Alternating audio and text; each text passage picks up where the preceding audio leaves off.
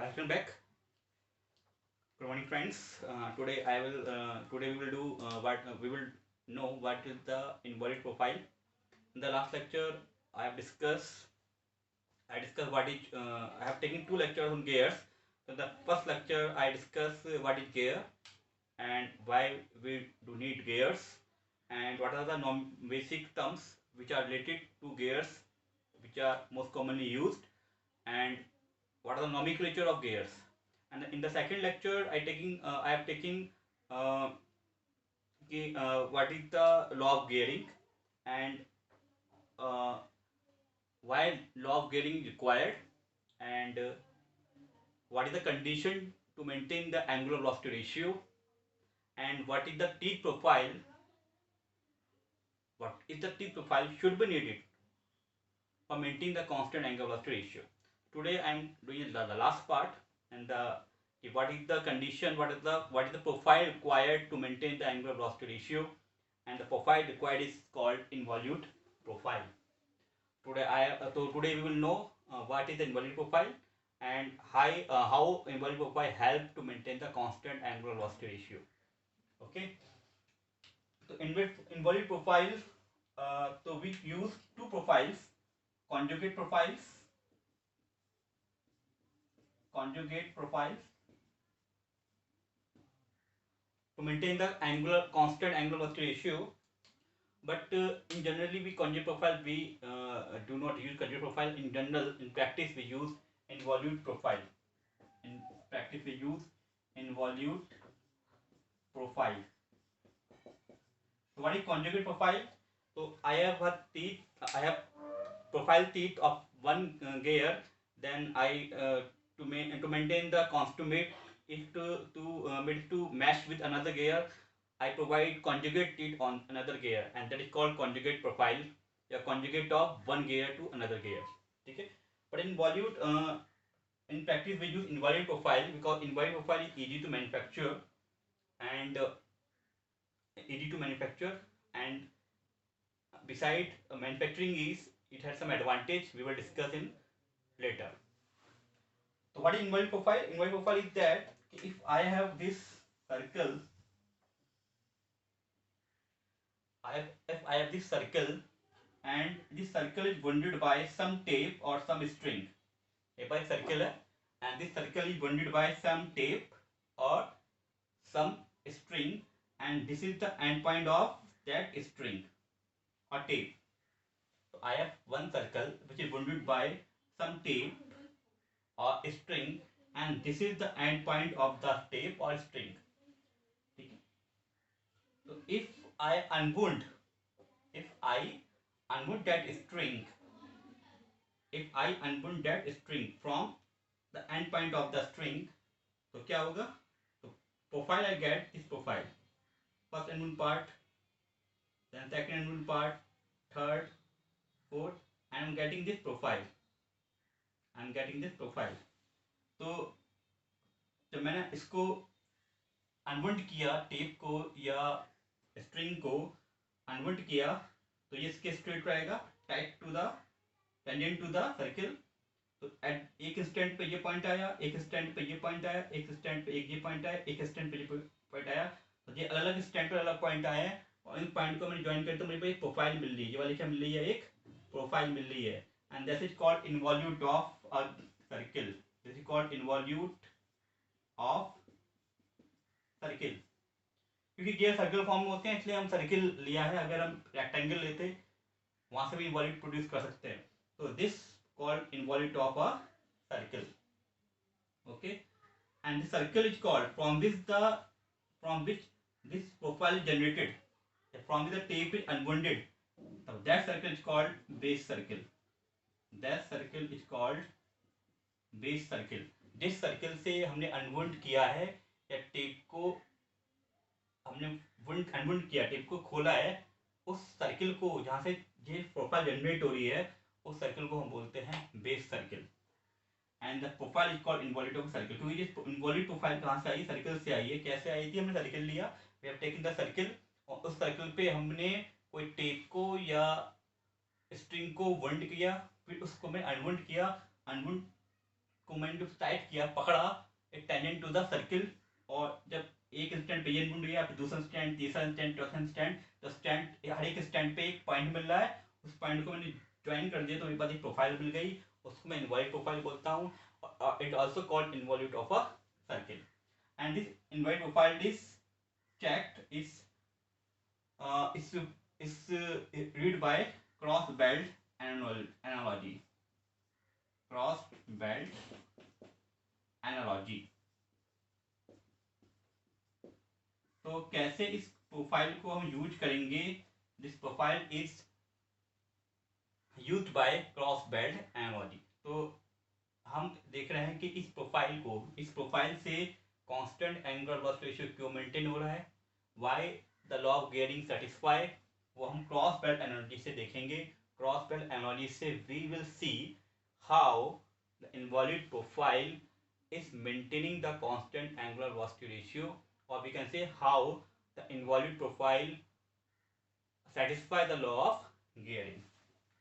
So what is the cross belt analogy? So that we come to cross belt analogy. तो अभी तक हमने ये सीखा कि जो हमें इनवॉल्यूट प्रोफाइल मिला है वो हम प्रोफाइल मिला है एक सर्किल से, जिस सर्किल से प्रोफाइल मिला है उसे बोलते हैं involute of a circle, and this circle is also called base circle. जैसे प्रोफाइल मिल रहा है सर्किल को हम बेस सर्किल बोलेंगे, और प्रोफाइल इनवॉल्यूट है क्योंकि हमने अनवुंड किया है, तो this is called involute of a circle. और जिस सर्किल से हमें प्रोफाइल मिला उस सर्किल का नाम है बेस सर्किल. ओके. और वो इनवॉल्यूट प्रोफाइल कैसे लॉ ऑफ गियरिंग को सेटिस्फाई कर रहा है वो हम क्रॉस बेल्ट एनालॉजी से देख रहे हैं. कैसे देख रहे हैं? Cross belt analogy. Cross belt analogy. इससे मैंने क्या किया, इसमें एक दो पुली है, ठीक है, पुली अरेंजमेंट से, पुली एंड बेल्ट अरेंजमेंट से हम देख रहे हैं. तो इसमें एक पुली है, पुली 1, पुली 2. पुली 1 क्लॉकवाइज रोटेट कर रही है with angular velocity omega 1, and pulley 2 anti clockwise rotate कर रही है विद एंगुलर वेलोसिटी ओमेगा 2. और ये पुली 1 है, इसका जो रेडियस है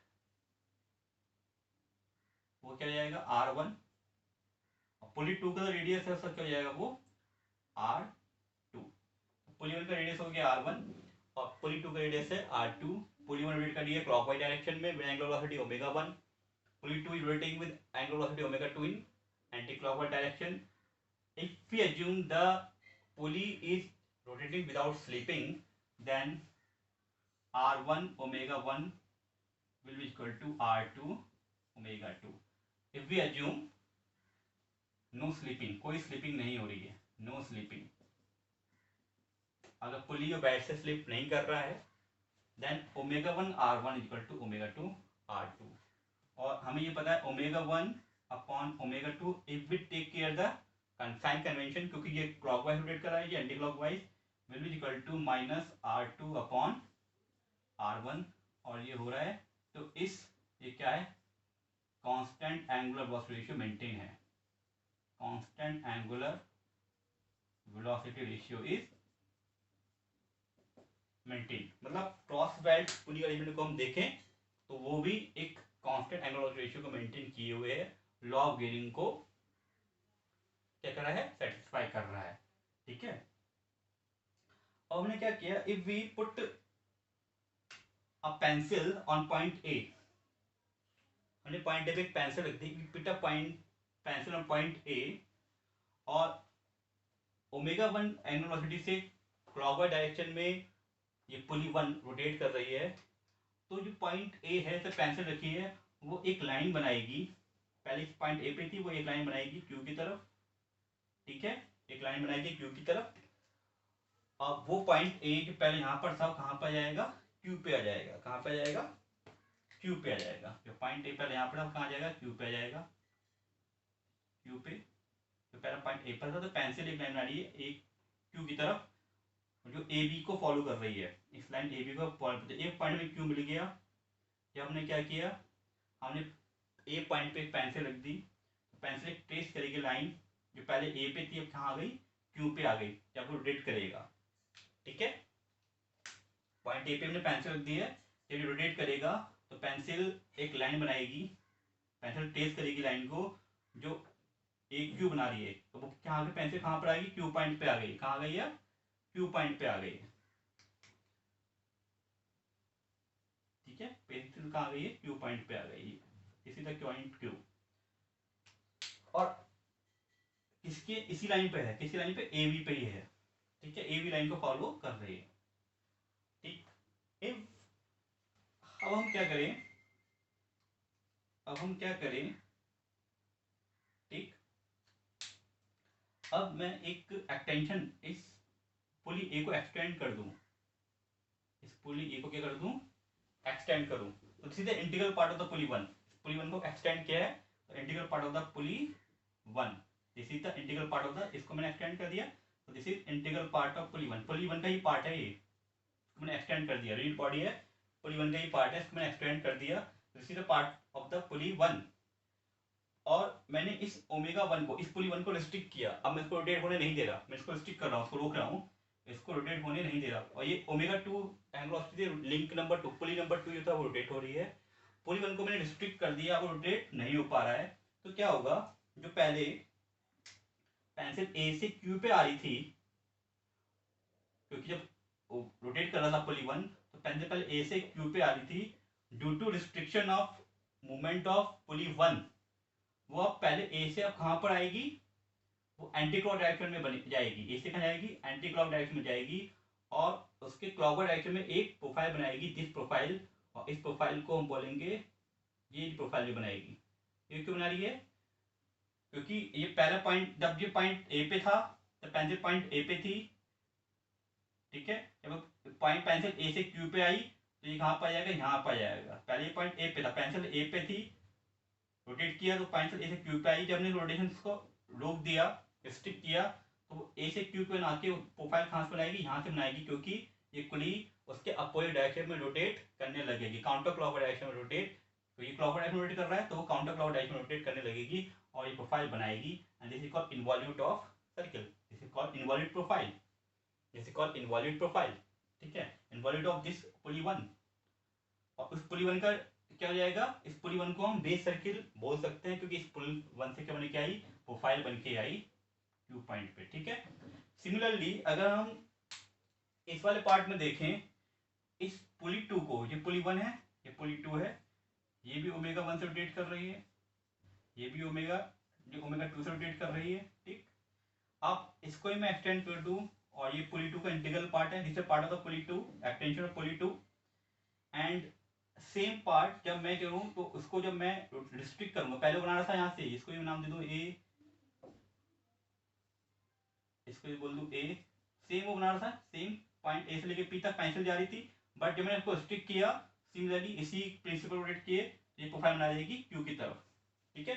अगर इस प्रोफाइल को मैं ज्वाइन करूं, इस प्रोफाइल को यहाँ ज्वाइन करूं, इसी को मैं यहाँ ज्वाइन करूं, यहाँ मान लूं, तो ये इस तरह से बन जाए, इस प्रोफाइल को मैं ज्वाइन करूं, तो ये ऐसे आ रही थी, और ये ऐसे आ रही थी, पॉइंट क्यू पे क्या बनी, ज्वाइन कर रही है, ठीक है।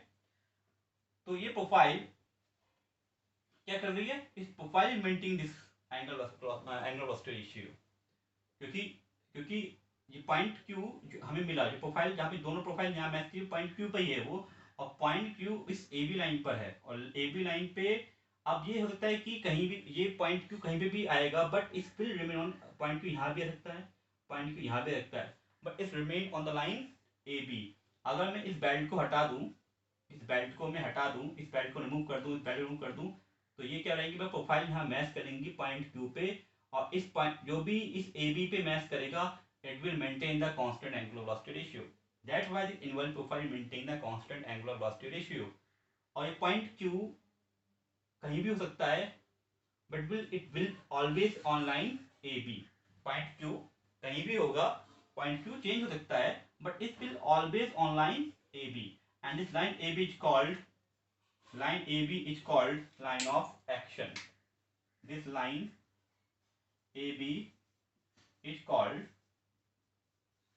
line of action, line of action, और इस लाइन ऑफ एक्शन पे जो भी मैचिंग होगी, जो भी प्रोफाइल इस लाइन ऑफ एक्शन में मैच करेंगी, तो it will maintain constant angular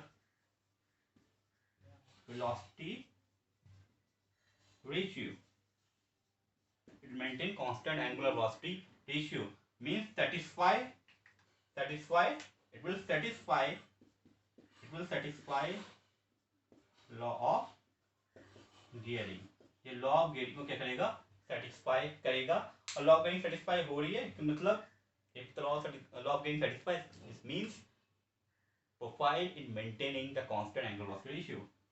तो हमने क्या किया, फिर से एक हल को रिवाइज करते हैं। पहले क्या हमने किया, पहले हमने इसको अटेंशन पार्ट लिया, हमने एक पॉइंट को ए को लिया, रिलेट किया था क्लॉकवाइज, रिलेट किया था एंटी क्लॉकवाइज, पॉइंट ए पे पेंसिल रखी जो लोकेट कर रहा है क्लॉकवाइज, तो ए एक ट्रेस कर रहा है लाइन, ए बी पे ट्रेस लाइन किया, पॉइंट हमने क्यू तक मारा था, तो इस लाइन पे ही वो ट्रेस कर रहा है, ए से लेके क्यू। तो पहले ए पे है, तो किसी इंस्टेंट पे अगर पॉइंट ए पे है, इंस्टेंट चेंज हुआ तो पॉइंट इधर आ जाएगा, इंस्टेंट चेंज हुआ पॉइंट इधर आ जाएगा। तो मैंने एक क्यू पॉइंट मैंने ले लिया, किसी भी इंस्टेंट पे मैंने पॉइंट ले लिया क्यू, जब रोटेट कर रहा है ये, तो स्टार्टिंग में पॉइंट ए पे होगा, किस स्टैंड पे पॉइंट क्यू पे पेंसिल लाइन को ड्रॉ करेगी, स्टार्टिंग में पॉइंट ए पे होगा, किसी स्टैंड पे जब रोटेट करेगा ये किसी स्टैंड पे वो पॉइंट क्यू पे भी आएगी, मैं लाइन ट्रेस कर ली, ठीक है। दूसरी बार क्या किया, मैंने इस पुली को एक्सटेंड किया, पुली को एक्सटेंड करने के बाद इसी का अटेंशन वाला पार्ट है ये, और इस अटेंशन पार्ट पे से मैंने क्या किया, इस अटेंशन पार्ट पे से मैं इस पुली को रिस्ट्रिक्ट कर दिया, ये पूरा पार्ट क्या होगा, रिस्ट्रिक्ट, पुली 1 को रिस्ट्रिक्ट करूंगा, this is integral part of pulley 1, तो ये पूरा पार्ट क्या होगा, रिस्ट्रिक्ट होगा, ये पूरा पार्ट रिस्ट्रिक्ट होगा, जो लाइन ए बी पे ट्रेस, जो पॉइंट क्यू जो आ रहा था ए से क्यू, तो पहले यहाँ पर था, मगर जब रिस्ट्रिक्ट हुआ है, रोटेट नहीं कर पा रहा है, तो पेंसिल यहाँ घिसेगी, तो इसी से ऊपर से एक कर्व बना देगी, इनवॉल्यूट, क्या बना देगी, एक कर्व, हम बोलेंगे इनवॉल्यूट ऑफ दिस, ठीक है। और ऐसे सेम यहाँ पर होगा, अगर मैं इस वाले पार्ट कट कर लूँ और जैसे इस वाले पार्ट को कट कर लूँ, दोनों ज्वाइन कर दूँ, तो ये यहाँ पे क्या करेंगे, मैच करेंगे, और ये मैच जो करेंगे क्यू पॉइंट पे, इसको बोलूंगा मैं involute profile. This is involute of pulley 1, this is involute of pulley 2, और ये इनवॉल्यूट ऑफ पुली 2 का, ये इनवॉल्यूट ऑफ पुली 1 का, दोनों मैच कर रहे हैं। तो जो लाइन जो कर रही थी, जो क्रॉस, जो मैंने बेल्ट जो मेंटेन कर रही थी, वही अब बेल्ट को हटा दें, तो ये प्रोफाइल क्या कर रही है, मेंटेन कर रही है। That is why we can say involute profile maintain. Involute profile is the analogy of cross belt pulley and belt arrangement या cross belt arrangement. Pulley belt arrangement या क्रॉस बेल्ट अरेंजमेंट का ही एक तरह का एनालॉजी है, एक तरीका है, दूसरा पार्ट है this involute profile. That's why, क्योंकि जो क्रॉस बेल्ट था वो भी मेंटेन कर रहा था एंगल ऑफ रेशियो को, तो ये पुली ये भी करेगा क्रॉस बेल्ट, क्योंकि इसी लाइन पे आ रहा है, ए बी लाइन पे ही आ रहा है, इस बेल्ट को जो हटा दूं तो इसी लाइन पे भी होना चाहिए था। अगर बेल्ट स्लिप नहीं करेगी तो बेल्ट इसी पर रहेगी ना, बेल्ट ऐसे रोटेट करेगी, रोटेट ये ऐसे करेगा, बेल्ट ऐसे जाएगी, बेल्ट, और इस बेल्ट, इस जो रोटेशन बेल्ट ने ली पुली 1 से, ये बेल्ट पुली 2 को रोटेट करवाएगी। तो पुली 1 को कौन रोटेट करवा, पुली 2 को कौन करवा रहा है रोटेट, तो पुली 1 से ये बेल्ट रोटेशन ले रही है। अब ये बेल्ट हटा दें तो प्रोफाइल बन जाएगी, तो प्रोफाइल, ये वाली प्रोफाइल इस वाली प्रोफाइल को मैच करेगी, और ये वाली प्रोफाइल इस प्रोफाइल को रोटेट करवाने हेल्प करेगी पुली 2 को। तो ये जो प्रोफाइल है, ये तीन प्रोफाइल है, इनवर्ट प्रोफाइल है, जब हम तीन जो कट करेंगे, इस प्रोफाइल कट करेंगे जो कांस्टेंट एंगल ऑफ रेशियो को मेंटेन करे, उस प्रोफाइल को हम बोलते हैं इनवॉल्यूट प्रोफाइल। और इनवॉल्यूट कुछ नहीं होता है, इनवॉल्यूट प्रोफाइल कैसी होती है, कुछ ऐसे होती है, बताई थी मैंने। अगर ये मेरा सर्किल है, इसमें से अनवुंड, ये मेरा इस पर कोई टेप अनवुंड कर दिया, इसका एंड पॉइंट है, इसको अनवुंड करूंगा, तो अनवुंड करूंगा तो ऐसे खींचूंगा, अनवुंड करूंगा। अगर किसी से मैं, अगर मैं टेप हटा रहा हूँ, टेप को पकड़ के ऐसे पकड़ना, टेप को पहला स्टैंड ये, फिर और पूरा टेप को दूसरा स्टैंड, थर्ड स्टैंड, तो हर एक स्टैंड पे एक पॉइंट मिलता रहेगा, और उससे प्रोफाइल जो बनेगी वो बनेगी मेरी इनवॉल्यूट प्रोफाइल। तो involute profile we use for making the teeth. जब गियर के टीथ बना रहे हैं तो use the involute profile to maintain the constant angle of velocity ratio, और हम क्रॉस बेल्ट एनालॉजी से वो देख सकते हैं, ठीक है। तो नेक्स्ट लेक्चर में हम देखेंगे कि what is the advantage of involute profile and why involute profile is advantage to us, and what is the contact ratio. Next में हम कांटेक्ट रेशियो को देंगे, थोड़ा और आगे चलेंगे गियर्स में।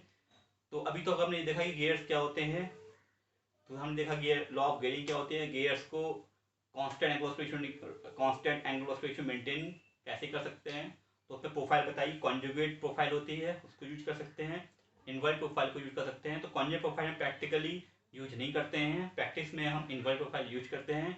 इनवॉल्व प्रोफाइल क्या होता है? इनवॉल्व प्रोफाइल होता है profile which is generated from a circle, is also called involve of a circle. And जहाँ से प्रोफाइल बन के आ रही है उस सर्कल को हम बोलते हैं बेस सर्कल। और उसकी एनालॉजी हमने क्रॉस बेल्ट पुली अरेंजमेंट से देखी। जैसे cross belt pulley of belt, तो पुली घूमती है, बेल्ट रोटेट करवाती है दूसरे पुली को, वैसे ही हमने एनालॉजी पढ़ के प्रोफाइल देखा कि प्रोफाइल बिल्कुल ही काम कर रही थी जैसे बेल्ट का काम कर रही है। तो यहाँ से हम बेल्ट हटा दें या ए बी बेल्ट हटा दें तो ये हमें पॉइंट मिल गया क्यू पॉइंट, ये हमें मिल गया प्रोफाइल। ये प्रोफाइल वही काम करेगी जो ये बेल्ट कर रही थी और मेंटेन रखेगी कांस्टेंट एंगल वेलोसिटी रेशियो को। ओके, तो नेक्स्ट लेक्चर में हम आगे गिर के कुछ और पार्ट करेंगे। और सबसे पहले हम इसके नेक्स्ट लेक्चर में मेनली हम जो देखेंगे वो देखेंगे advantage of involute profile. Okay, thank you, bye, good.